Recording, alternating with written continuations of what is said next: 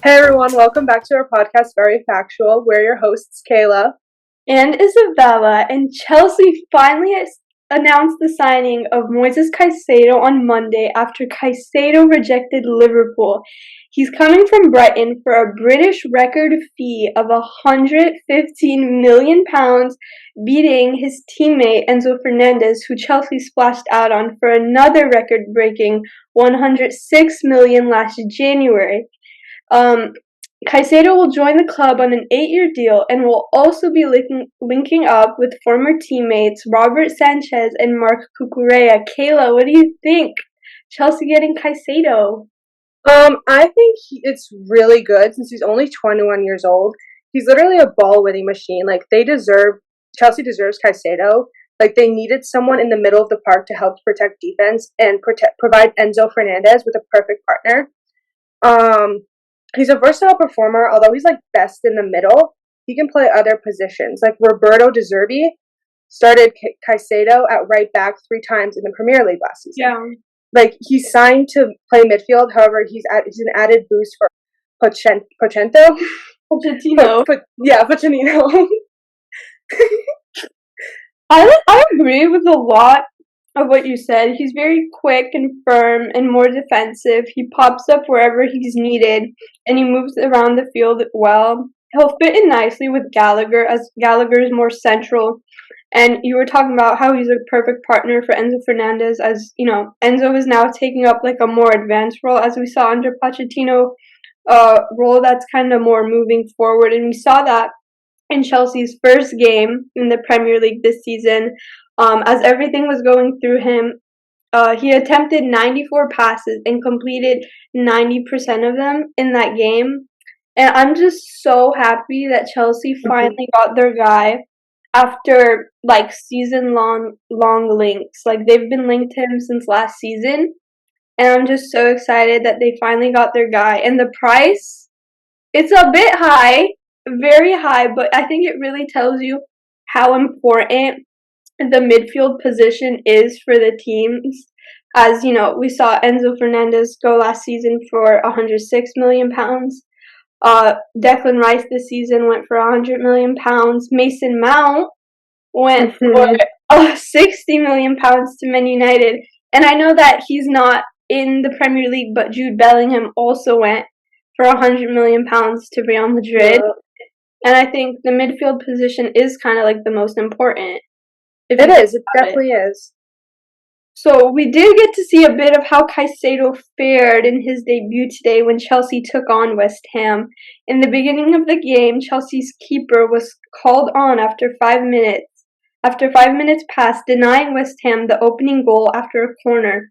Just 2 minutes later, West Ham delivered the same ball by new signing James Ward-Prowse and Naif Aguerd headed the ball past Robert Sanchez. Chelsea responded well to being 1-0 down, with many chances occurring for the Blues.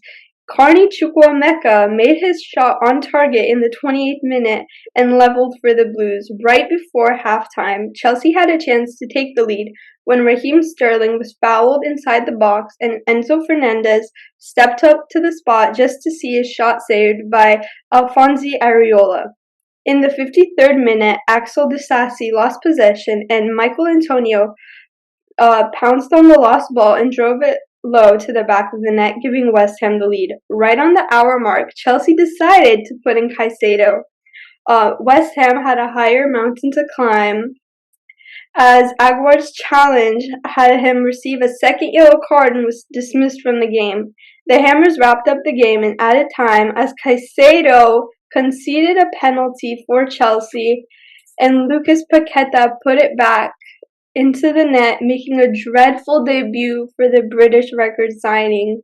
Kayla, what did you think of his debut? Do you think he did good, or I think he could have definitely done better considering his motivation and his history as a player. Honestly, I feel like he didn't do awful, but he definitely has more potential than what he showed today. Yeah, for sure. I think a lot of people are going to be on him now, saying how he's a flop and blah, blah, blah. But I actually have, like, sympathy for him This is Chelsea, and it's a huge global team, and there's so much pressure on you when you put on that shirt because it's such a historic club. And yes, he did look really off pace and made many mistakes, but Pochettino literally said in the press conference the day before that he's not physically and mentally ready for the game, and I think he brought him on in this game because Chelsea fans wanted to see him and see how their new signing was, and I think he'll really bounce back. And it's so nerve-wracking when you cost 115 million pounds and everyone expects you to be perfect. I'm still optimistic, and I know that he'll perform well for Chelsea in the future. Caicedo wasn't the only signing Chelsea stole from Liverpool, as Chelsea and Liverpool's battle for midfielders continued as Chelsea beat Liverpool for Romeo Latvia, the 19-year-old from Southampton, who will join the Blues for a rumored £53 million deal plus add-ons. Chelsea announced Latvia on Friday and signed a 7-year contract. I think it's good that they're trying to bring in younger players, but then again, I don't think they really needed him all that much. But I think he'll be kind of more of like a bench player, especially like, he won't start every game. And I think he's really there for a future because I'm pretty sure his contract, yeah, it was a 7-year contract. Yeah. So he's going to be there for a while. And I think we'll be able to see how he's more of a future player. Yeah, for sure. Yeah, Like Chelsea. you said. Oh, sorry. Go ahead. I said, like you said, like he's really young, and as they don't really need him as much, but he probably will become an asset in the future. Yeah, maybe in like a year or two. In the way future, 7 years. That's a long time. Chelsea were also close to getting Crystal Palace's number 7, Michael Olise, but he shut down those links with signing a new 4-year contract with Palace. Kayla, what do you think of that? Do you think Chelsea needed Michael Olise? I don't think that they absolutely needed him. I feel like it would have helped them for sure. But he turned them down because he thinks his future in Palace, because he thinks in Palace his future can become better. He'll be able to develop like as a better player, and he probably will be a better asset in Palace. But Chelsea did really like. Did they like push for him? Is that? Yeah, like they were like really pushing for him. Like they had a £35 million reclause, and still Olise went with Crystal Palace. See, I actually think Chelsea needed him. I think this is just my opinion. Mm-hmm. Maybe it's because Olise is a naturally right winger, and the only right winger we have is Noni Madueke, and he is currently injured. So I think having him would be good, and having Madueke on the bench would be better. And Olise is also very versatile, and he can also play in the midfield. And I'm kind of sad that he did sign the contract. Like, I remember looking on the Premier League app and I saw that he signed a contract, and I was like, no. I actually would have really enjoyed him at Chelsea if he came. But some bad news for Chelsea, as our captain Reece James will be out for a couple weeks due to another hamstring injury. Every season, James has been out for a couple months with the same injury, and I think it's horrible, Kayla. What do you? Yeah, so he suffered this injury during training, and he's going to be on the sideline for a few weeks. But since he's been injured before, I don't think that Chelsea will take a huge toll on him being out for some time, because they've dealt with an issue like this before in Reece James' position, being Reece James. Yeah, I think since this has happened multiple times, I think it's now that we should take a look at the medical staff and the rehabilitation program, because it's obviously not working if he keeps getting injured in the same place every season. Like, it's annoying. You need to find something different that actually works for the player than just doing the same thing. You have to like adapt to the player, because all players are different. Yeah, I agree. And since it was during training, something much worse could have happened during a game. which, Yeah. like you said, they need to think of a better rehabilitation way. I think it's horrible that this injuries happen to players because it's so detrimental to their careers, and it could lead to an even worse injury. Like getting injured every season and being out for a couple of weeks definitely, you're not getting any younger, and I think a football career is so short that you don't have time to be out for weeks at a time or months, season after season. But oh, we wish Reece James the best. Comeback and controversy at Anfield where Liverpool took on Bournemouth. The game started with a shock early goal by Bournemouth by Antoine Semenyo. Luis Diaz continued his scoring streak by equalizing in the 28th minute. Controversially, Liverpool were awarded a penalty after Dominic Szoboszlai softly went down. Salah saw his penalty saved but pounced on the rebound and put Liverpool ahead. Right before the hour, Alexis McAllister was shown a straight red card after producing a late tackle on Ryan Christie. Shortly after, Diogo Jota secured the win for Liverpool after capitalizing on the spillout by Bournemouth keeper Neto. Liverpool got away with this game, but next week they have Newcastle away, and with no Alexis McAllister, in the midfield is still a bit shallow. It's a bit troubling for Liverpool as they've been rejected 3 times in a row by midfielders like Bellingham, Caicedo, Latvia. Yes, and speaking of Bellingham, I feel like he would have definitely been an asset for Liverpool's midfield troubles because he went to Real Madrid rather than Liverpool. But seeing his progress, scoring 2 goals in a game recently, like he would have definitely helped Liverpool become more put together and stronger as a whole team. Stable, yeah. Yeah. I think, it's a bit upset because it's Liverpool. Yes. How? I mean, also, he's going to very nicely develop in Real Madrid, and then when he gets to the Premier League, he will be able to face a lot of teams. Yeah, since he's so young, he still has time to come here. Real Madrid is the best team in the world, and, being young there and, learning, and he'll come to the Premier League in a few years, and, it'll be, unstoppable. Yeah. I think Liverpool knew that they needed a midfield rebuild since last season, maybe even earlier. We saw Fabinho and Henderson, they were getting older, so they went to Saudi Arabia. Thiago Alcantara is currently injured, and they only really have Dominic Szoboszlai, Alexis McAllister, and Cody Gakpo, and young players like Harvey Elliott and Curtis Jones. And Liverpool, now they're kind of scrambling to get in another midfielder before the transfer window ends, but they have confirmed this lesser-known player from the Bundesliga by the name of Wataru Endo from Japan. He underwent his medical on Thursday, and the Reds will get him for a fee of £15.4 million, or I think that was the rumored fee, but I think it's now it's £19 million. It's good that they got a midfielder at least. I mean, what I've heard about this player, I haven't heard of him ever. I was just listening to a podcast and people were saying, everyone loves him. He has good leadership. He's very smart in his decisions, and yes, good for them for at least getting somebody. Yes, it's very good. Yeah, it'll definitely help them as a team.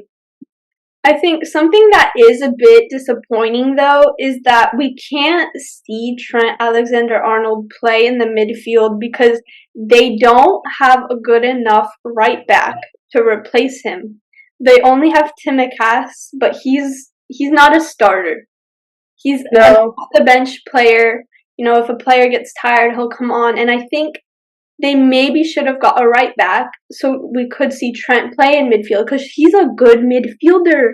Yes, and Trent already works his way up the field as a defender. If he was just in midfield, he could play a defensive midfield while still having that position and opportunity to move up the field when he gets to. Like you said, there's no one to replace him in right back. Yeah, I think, they should have went for a right back.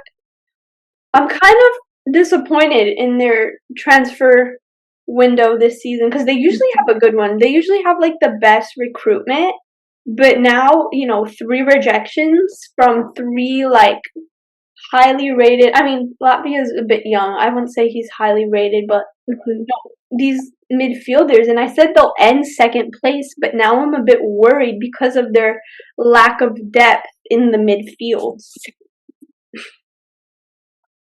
Bournemouth have confirmed the signing of new addition Tyler Adams. Bournemouth will get the USA captain for a fee of £20 million. Kayla, do you think this is a good move for Tyler Adams as a player?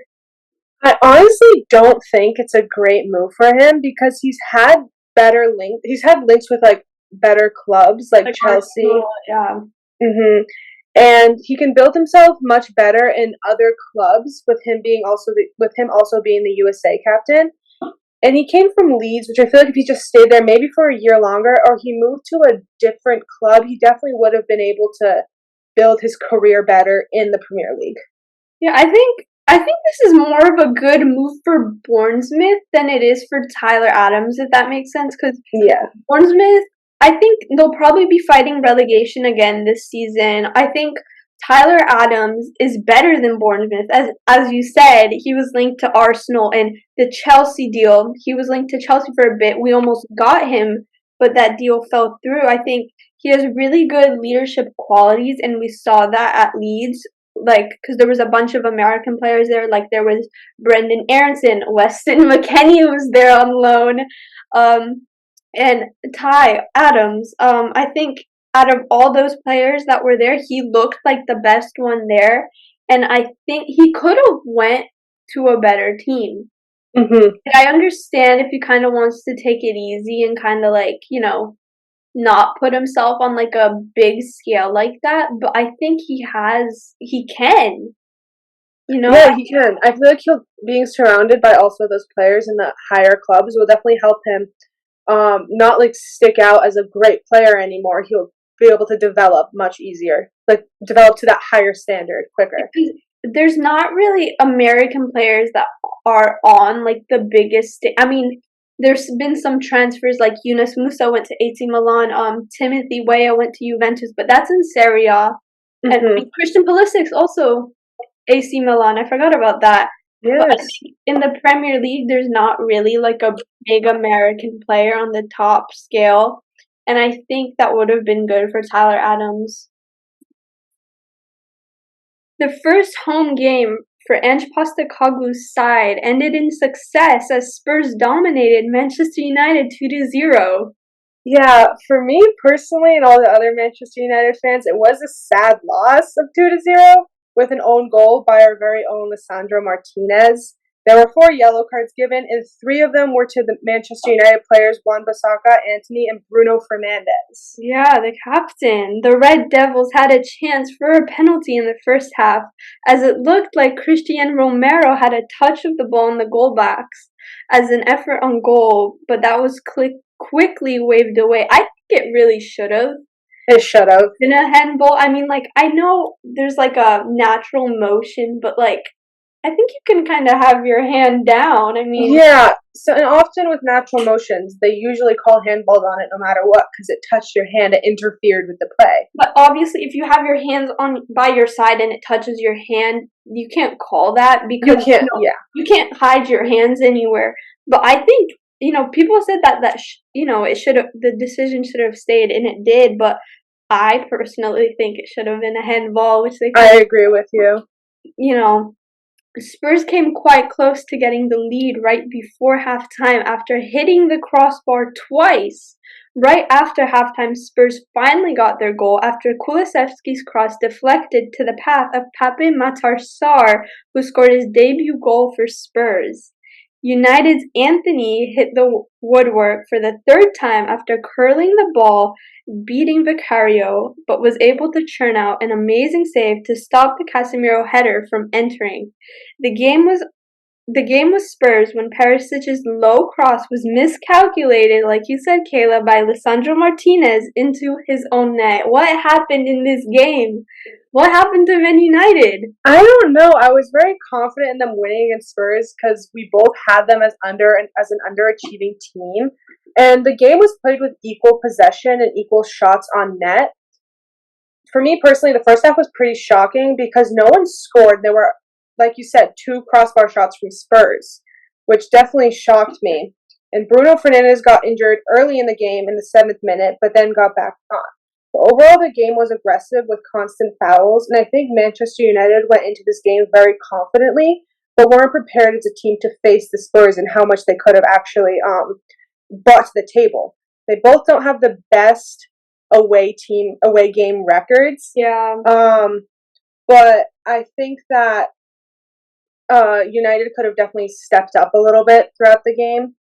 And Onana made some pretty good saves. However, since he's still young, I think he needs to get used to the pace and the intensity of playing in the Premier League, and he's still not used to that, which makes me a little bit worried for the rest of the season. I think, personally, you can't blame a goalkeeper. No, I'm not blaming. I'm just saying, like, since he's still young. No, I'm not saying you're blaming him. I'm just saying, like, I know a lot of people are like, oh, flop, flop, flop. But, like, an own goal, you can't do anything about that. I mean, like, I have experience. I hate it when people go after goalkeepers like that. It's, you know, he's learning. It's a different league. Exactly. You know, he's got different pace, everything. Yes. And I think the simple answer why Manchester United didn't win this game is that they couldn't finish their chances. And I'm not trying to say that to be rude or, like, you know, bash your team, Kayla, but Rashford and Anthony had a crazy amount of chances, but they couldn't, like, finish any of them. Fernandes, he had probably the miss of the season in that goal. He, like, completely missed the whole goal, and I think it shows how bad they do need a striker. They need a number 9. And I think we see that Rashford isn't going to repeat the form he had last season. Mm-hmm. How much it pains me to say this, I do agree with you with that. They just need a fresh striker. They need that number 9.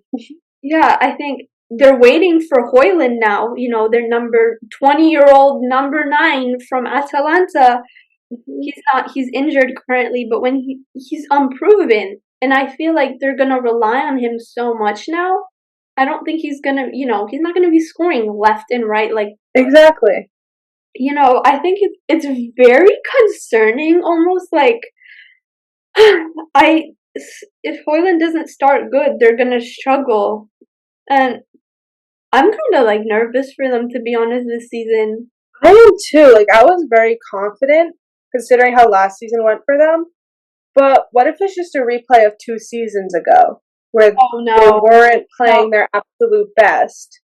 And I really just hope that doesn't happen because I know that Erik ten Hag really has the motivation to keep the team going where they need to be. Yeah, I think something positive about Manchester United in this game is that the defense as a whole, I think, played a really solid game, and I really think they did all they could. I mean, Lisandro Martinez, you know, crosses into your own box are kind of difficult because you try to clear it and you just hit it worse, like badly, and then it goes into your own net. Obviously, he didn't mean to do it. Own goals happen to everyone. You can't blame him too hard, especially, like you said, crossing over the box. At least he was trying. He was trying to defend. The Manchester United overall could not just depend on the defense to win that game. They needed to work as a team. You need forwards. You need people who can score the goals because without that, you're not going to get anywhere. And I know people were saying Manchester United were going to be title contenders maybe, but they're not. And I think we can see that. And I think as of right now, as it looks, they don't look like they're going to be title contenders at all. And I think something that made it even worse, maybe I was kind of, you know, it was a bit happy for me. Your new midfielder, Mason Mount, former Chelsea boy, was completely anonymous. He was invisible. And that's not to blame anything on Manchester United, but just him as a player. I can't tell you one thing he did in the game. Like, I honestly at all. I honestly didn't even notice when he got substituted. Like he was so invisible in that game. You couldn't even tell him apart from the other players. Like he I didn't know. contribute much at all during the entire game. During our Premier League predictions, I said I didn't have my mind made up on him, but now I think he's gonna struggle being Mhm. inside. I think we saw that with Sancho, like when We he came did. a few seasons ago, and he's still struggling basically. And I think it's a bit sad because at the start of the Thomas Tuchel era for Mason Mount, he was incredible. Like everyone's saying he's gonna be like the next big thing, but he fell off last season for Chelsea, and now he has to work really, really hard to like show himself again. Rebuild his name again. Yeah. And it really looks like this United team needs some inspiration because they do look dull. They look Yeah, I feel like they don't have that push from not only fans but also their like the teams, like not the teams, their own players aren't really supporting each other, pushing each other on the field. like Roy Keane. I was actually watching the Sky Sports thing yesterday, and Roy Keane, Man United legend, said that United are the next Spurs, and that United players they should blame themselves. Mhm. I see. I like partially agree with that. I mean, I don't. Spurs are Spursy. They're gonna lose games this season as Mhm. well. You know, they're Spurs.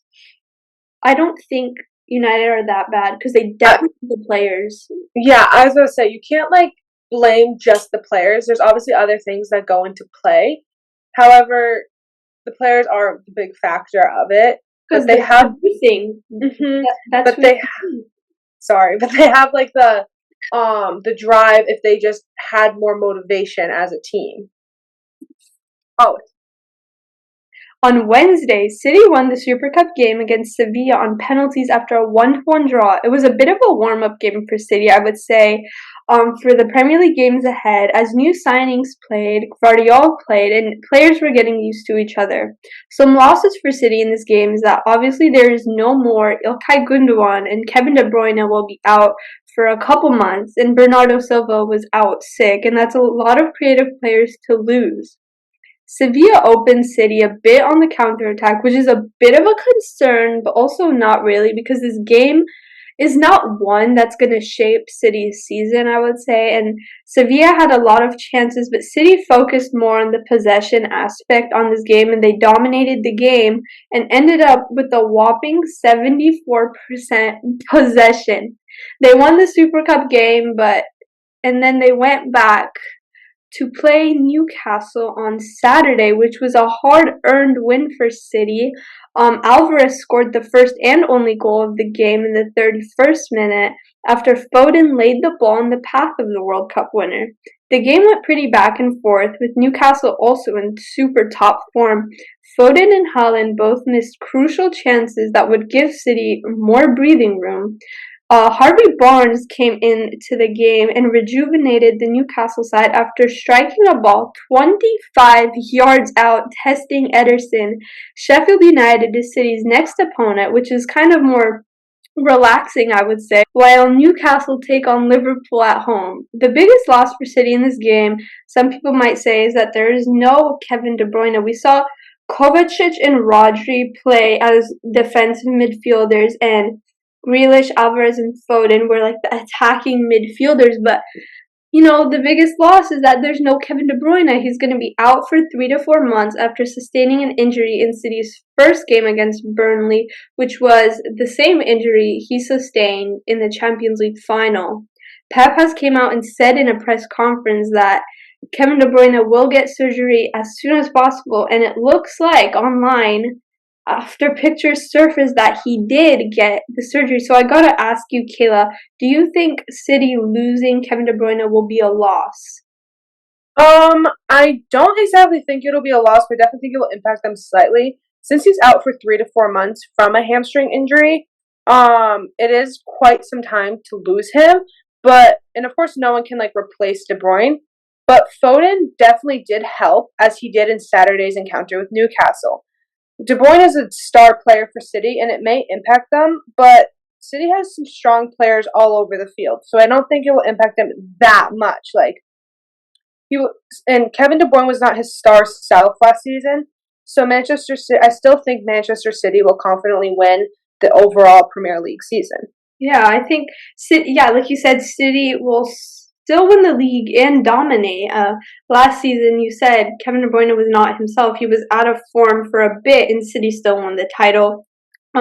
City have been linked with Lucas Paquetá from West Ham this summer, but it looks like those links have been diminished for confidential reasons, it was stated. I think I want City to get another player before the transfer window ends, just to have kind of like a backup and kind of like depth almost.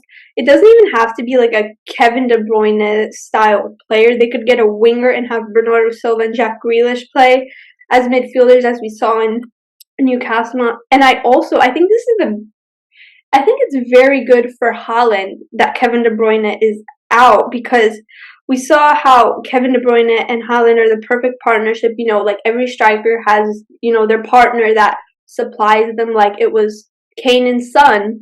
Yep. Who else was there? Vinny and Karim Benzema. I think, it's just a perfect partnership, and we saw last season that they can really pick each other out easily.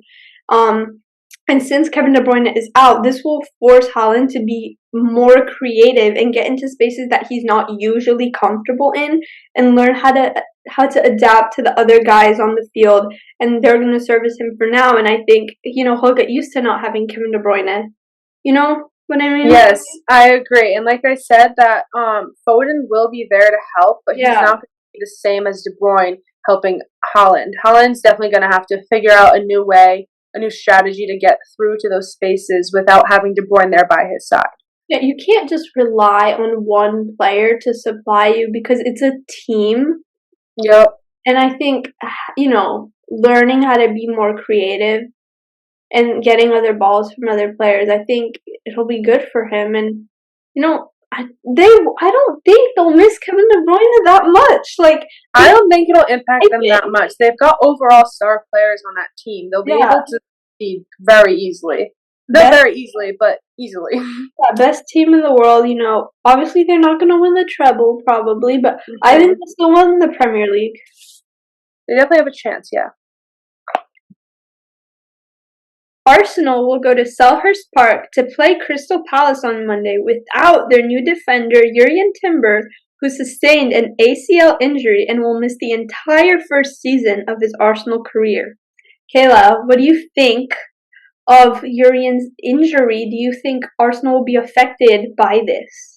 Well, since Timber is a defender, he is an asset to Arsenal. However, with the strength of the team and a new signing of Declan Rice, he can help in defense, Arsenal will still be able to succeed. But I feel like Timber will have to rebuild his skills after he heals from this, because his injury was in his right knee, which is he uses his right foot. So I feel like it'll take him a little bit longer to get back on his feet and become the defender he was.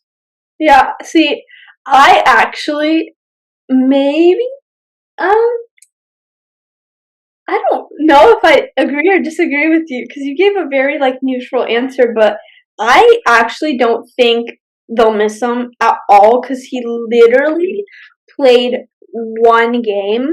Yeah. And I guess since he only played one game, it would be different if he had been there for a season and really established himself. But since he played one game, he didn't really influence that team, and they don't rely on him.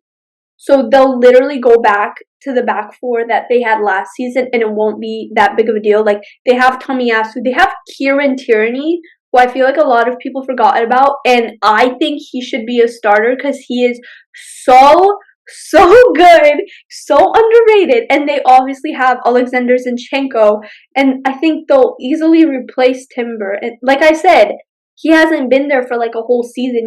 He hasn't established himself into the side, and I think they'll literally just go back to what they had last season. Yeah, I actually agree with you completely on that. He hasn't been there long enough to create an impact on the team and to have them rely on him yet. They have all those players that they can definitely start with and go back to those first starting four. It won't change them dramatically at all. Yeah, hopefully he has a good, speedy recovery and be back stronger next season. Yes. Arsenal will be traveling with their new goalkeeper, David Raya from Brentford. Raya will be joining the Gooners on a season-long loan, which will cost them £3 million with an option to buy at the end for £27 million. Kayla, do you think that David Raya will replace Aaron Ramsdale? I actually do think he will replace Aaron Ramsdale because Aaron Ramsdale was the number one for Arsenal last season, but Arteta is firm on excellence, and Raya has developed into one of the best keepers in the league. He signed a season-long loan with Arsenal, but he still has his contract extension with Brentford, which is smart of him to keep his options open just in case Yeah. if Arteta keeps Aaron Ramsdale as number one. Um, Rias, he started in Southport and quickly became a key player to them in any other clubs. So, with him constantly being a key player and number one on many other statistics that were proven, he will definitely become an excellent asset to Arsenal as a goalkeeper. Oh, okay. So I actually respectfully disagree with you. I know many people are saying that maybe David Raya will be the number one for Arsenal, but and replace Ramsdale, but I don't think so. I don't see why you would do that. This is just my opinion, obviously, but like Arsenal fans love Ramsdale.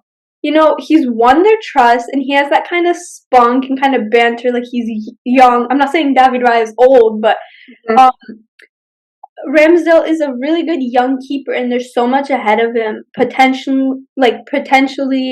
replacing Pickford for England, as it seems that Gareth Southgate, we've seen in the last couple England camps, really rates him. And yes, he's made some howlers once in a while, but when you're a goalkeeper, that happens. Like, you make mistakes. I can relate, you know. You can't be perfect all the time, and if you just have a bad day, it's fine. Raya is an incredible keeper and did so well at Brentford last season. Like, he was incredible. Like you said, you know, he's been very crucial wherever he went. But I think he will be the number two. I don't know why Arteta would be replacing Ramsdale for Raya because, you know, like I said, Ramsdale is so loved by Arsenal fans. That is their keeper, and he is so key to not just the fans but the team. The team. He's very loud. He understands the game. He's very energetic, and I fully disagree with people who say Raya should be the number one. I just don't understand. I personally think that like Ramsdale would also be a great number one, and I think both of them would be really great as their number one keeper. I'm not against either of them at all. It's just I feel like since Arteta always strives for excellence in his games, he always wants to like have the not the best, but like, he wants to have the best possible he can lineup, and having David Raya would definitely help Ramsdale, not Ramsdale, would definitely help Arteta create that lineup that he wants. I think it's hard when you bring in when you have a number one keeper and then you bring in another number one keeper. I don't understand why you would do that because they both have to play. You know, they're both so good, and I think bringing in Raya, what you didn't really need him. I mean, Matt Turner left, but you could have brought in someone lesser. You I know, feel like him bringing in the next number one, not the next, but another number one keeper is definitely like part of some probably strategy that he has of like in case Ramsdale gets injured or Raya gets injured, he will definitely have a backup he can rely on because goalkeepers are very important in a game. And Arsenal. there was more action in the Premier League this weekend as Nottingham Forest took on Sheffield United and came away with a 2-1 win. Tyler and Wanui opened the scoring for Nottingham Forest, scoring in the 3rd minute. Gustavo Hamar scored for Sheffield United in the 48th minute, and Chris Wood won the game for Nottingham Forest in the 89th minute. Fulham vs Brentford ended 0-3 as Yohan Wissa scored for Brentford in the 44th minute. Brian Mbeumo scored a penalty kick in the 66th minute and scored again in the 92nd minute.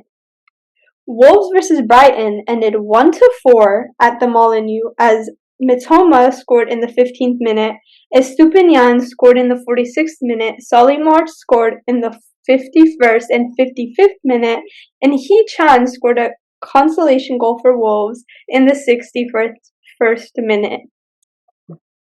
Aston Villa versus Everton ended 4-0 as Aston Villa bounced back after a loss to Newcastle in the first Premier League game. John McGinn opened the scoring in the 18th minute, Douglas Luiz scored a penalty in the 24th minute, Leon Bailey scored in the 51st minute, and John Duran scored in the 75th minute. And with all that being said, that wraps up Premier League Week 2. Thank you everyone for joining us today. Tune in next week.